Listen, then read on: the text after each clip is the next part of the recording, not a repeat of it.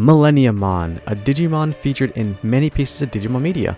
It's been in the 90s WonderSwan games, Digimon Ghost game, and Digimon Adventure 2020, just to name a few. And we finally got it in the card game. It only took them, how long again? 4 years. Yeah, you know, a couple years here and there. What's that? This is actually from the Cross Wars manga set? Oh yeah, of course. The Cross Wars manga actually had ZeedMillenniummon as its final boss, and now it's descending into the card game. Millenniummon in all its various forms aim to bring the card game to its knees, but can it? For some reason, purple decks are either powerful meta definers like Anubismon and Beelzemon, or criminally underbaked. Looking at you, Boggermon and Myotismon, on this episode of Sauce or Loss, we'll be looking at Millenniummon and the 2 ways of support it's getting from BT 18 and 19 to see if it's powerful enough to take on the competition. Both ways of support are part of 2.0, so if you want to play the deck, you can play it pretty soon. With that out of the way, let's dive into the Millenniummon support. Up first, we have our Digi-Egg, a purple Pagumon with the on-deletion effect of, if deleted out of my battle, return one level 3 purple Digimon card from your trash to your hand. Okay, so the entire point of this deck is to self-delete yourself, so really, this kind of plays into that effect, but I really wish it did something else besides adding back on level 3, as the key pieces for this deck aren't level 3. They're level 5s or level 6s really. I really wish this is something like on-deletion epic and composite Digimon, allowing you to have a bit more, flexibility in what you're grabbing back, but nope, only level 3. And this deck really wants you to run Pagumon, so your alternatives to this guy are kind of limited. You can either run BT6 Pagumon or ST6 to trash cards. Loss. Our first level 3 is a red and purple Gazimon, which digivolves from a red or purple level 2 for a cost of 1 or a Pagumon for a cost of 0. It has the on play, search top 3, add 1 card with Millenniummon in its name, and 1 card with composite or wicked god trait among them to your hand, rest go to the bottom, and the inheritable of retaliation. So here's the reason why you're running Pagumon, as all your level 3 is going to cost 1 on a non-Pagumon. The search is great, allowing you to grab your top end, which is all composite and wicked gods. By the way, here is everything with the wicked god trait as of BT19. The retaliation inheritable is also pretty solid too, as retaliation allows you to get a bit more value out of your body dying. Sauce. Our other level 3 for the deck is Gizamon. Gizamon and Gazimon together in one deck. Gizamon can digivolve from a purple or black level 2 for a cost of 1 or Pagumon for cost 0 with the on play of trash 1 card with composite or wicked god to draw 2 and the inheritable of blocker. Wow, first we get a searcher and now a trash 1 draw 2. Bandai really wants you to find your pieces quickly with this deck. The trash 1 is great, allowing you to set up your trash with either a Millenniummon piece, be it Machinedramon or Kimeramon, or whatever other key piece you want in there, as well as drawing 2 cards. The blocker inheritable is also great, as a lot of your top end has on deletion effects, and if you block and die, so the deletion on your stack can proc, but this doesn't work with your Pagumon, as Pagumon says deletion by non-battle, and blocking is considered deletion by battle. Gizamon though, is sauce. Just don't confuse Gizamon and Gazimon, they have the name tags for a reason. Moving on to our level 4s, we actually have 2 different Deltamons, but we're going to be starting off with our red and purple Deltamon, which digivolves from a red-purple level 3 for cost of 3, or a Gazimon or Gizamon for a cost of 2. It's got raid, and an on-play when digivolving by trashing 1 card in your hand, return 1 card with composite or wicked god trait from your trash to your hand, with an inheritable of retaliation. Ever have a card you need in trash because it was checked in security or you accidentally chucked it earlier with a trash 1 draw 2? Well, just play this guy or digivolve into him and grab back whatever you have from your trash. The best part about this guy is you can play it off your other cards like Machinedramon, and with the raid ability just being a natural skill it has, if you have a retaliation level 3 under, raid retail into their big stack and attempt to delete it. This card is super aggressive and it's also sauce. Our other Deltamon is purple and black, digivolving from either a level 3 purple or black Digimon for a cost of 3, or a Gazi or Gizamon for a cost of 2. It's got the on play when digivolving or on deletion effect of by trashing 1 card in your hand, delete one of your opponent's level 4 or lower Digimon, with the inheritable of blocker. So how do you want your effect to activate? Yes. I think this is one of the first cards to actually have an on play when digivolving and on deletion for the same effect, which I think is actually pretty neat. The effect itself is also pretty good, letting you set up your trash by trashing 1 card, and allows you to delete any of those pesky floodgates or anything that might be on board. And an inheritable blocker, again allowing your bigger bodies to block and then activate their own deletions. This card is so good, I've also seen it be teched into like purple spam decks, like the Purple Dark Animals engine, so this card has to be sauce. Moving on to our level 5s, we have the red and purple Kimeramon, which digivolves from a red or purple level 4 for a cost of 4, or a level 4 with a composite trait for a cost of 3. i.e. all your Deltamons. It has the when digivolving when attacking. By deleting one of your Digimon, delete one of your opponent's Digimon with the lowest DP. On deletion, one of your Machinedramon and one of your Kimeramon in the trash may DNA digivolve into Millenniummon in the hand, with the inheritable of security attack +1. Okay, so this card is kinda technical. The way it's supposed to work is it's supposed to get deleted while there's Machinedramon out, so you can DNA digivolve into your Millenniummon.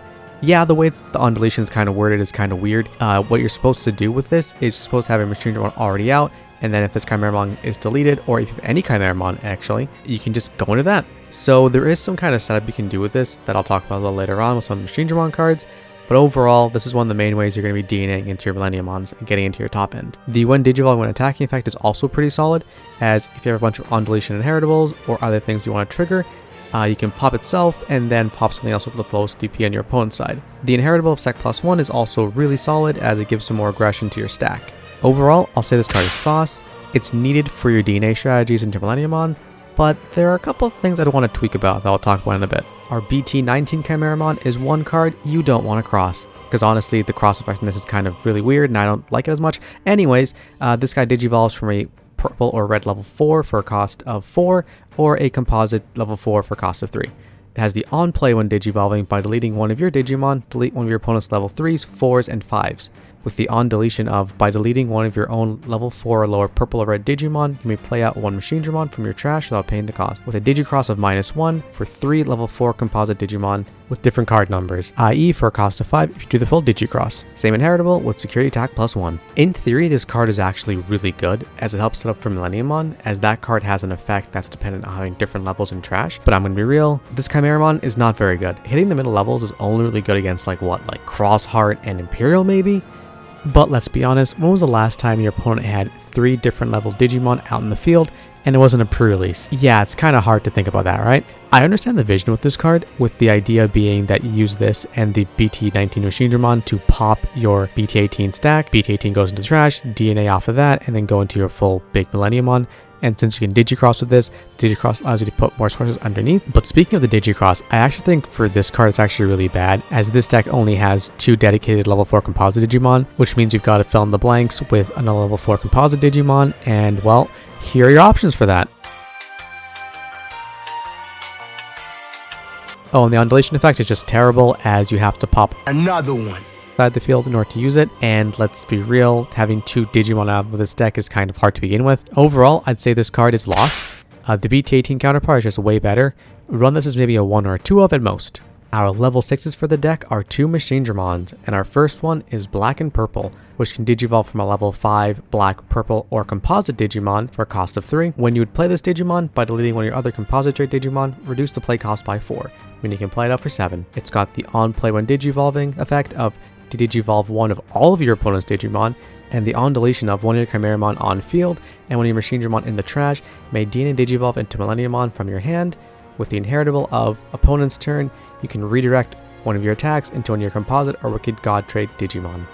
This card is actually really good for the deck, as being able to play this route for a cost of 7 is really good, especially if you were to pop one of your other composite Digimon that's, say, BT18 Kimeramon, as that'll activate that card's on deletion. It'll be in the trash, and you can then DNA digivolve into your Millenniummon, and then Millenniummon will then gain you back some memory. So really, it'll cost you less than 7 in an ideal situation. The on play when digivolving effect to digivolve all of your opponent's Digimon is also really good, as that gets their entire board down a level, prevents ace timing from happening as they don't have the right levels to go into it maybe, and just all makes it a bit easier for you to control your opponent's board. With the same on deletion as the BT18 Kimeramon, you have another way to DNA into this, so if you have this as your main stack and you pop it and there's a Kimeramon out, boom, you can DNA into Millenniummon that way. And the inheritable is also really good, allowing you to redirect your attack into anything that's composite or wicked god, which is basically your entire deck. And because a lot of those cards will have retaliation inheritables from either your Gazimon or your Deltamon, you're basically going to be able to go for one on a lot of your opponent's Digimon. It's also the better of the 2 Machinedramons. This card is so sauce. The BT19 counterpart is a black and purple Machinedramon, which can digivolve from a black or purple level 5 for a cost of 3. It's got the on play when digivolving, delete one level 5 or lower Digimon, that can be either yours or your opponent's. It has the on deletion, you may play a level 5 or lower Digimon with the cyborg or composite trait from your trash without paying the cost. And it has the rule trait as having the composite type. It's also got a Digicross requirement of by Digicrossing up to 5 different level 5 or lower cyborg, or composite Digimon, you can reduce the cost by 1, and you can play it out for the cost of 6. Same inheritable as the BT18 one to redirect anything into one of your composite or Wicked God Digimon. Man, Bandai really hates the BT19 counterparts for this deck, as both the Machinedramon and the Kimeramon are kind of bad. This one also has a couple of weird things going on with it, as there's no special rule box to let you Digivolve from a level 5 composite like BT18 has. It's not a huge loss, as again, all your level 5s in this deck are at least part purple. But what are you planning, Bandai? What's the secret tech with this card? Why can't Digivolve from a composite? The on-play when Digivolving effect is also not too bad, as you can pop your own Digimon or your opponent's, again using this to pop your BT18 Kimeramon to then go into Millenniummon off of that. The on-deletion effect allows you to then potentially play out a Kimeramon or something else to kind of keep more board presence, and the Digicross is more lenient, allowing you to put any 5 cyborg or composite Digimon. Hey, this also works for Machinedramon, which isn't too bad. I don't ever see a Machinedramon player running this, but I could be wrong. This card can actually be really funny though, as you can use a Digicross to put under 2 Kimeramons, and they both have the security attack +1 inheritable. And then if you were the DNA off of the BT18 Kimeramon that was spent to trash, that's another one. So you could have essentially 4 checks on your Millenniummon, which I think is actually really funny. Not ideal, but you could do it. And the inheritable is the same as the BT18 one, allowing you to redirect attacks. Honestly, don't run more than like a 1 or 2 of this card, as I still think the BT18 counterpart is way better. It's a loss.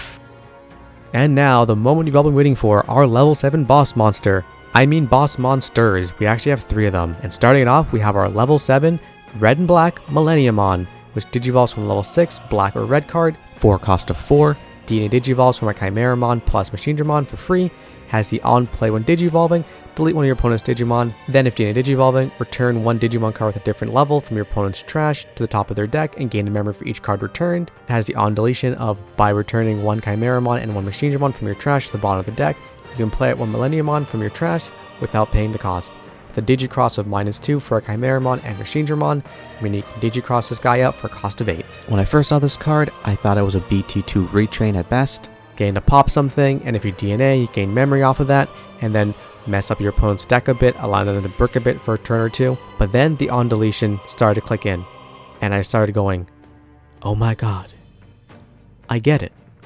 Every time this card would be deleted, by returning a Kimeramon and Machinedramon from your trash to the bottom of your deck, you can just play this guy back out.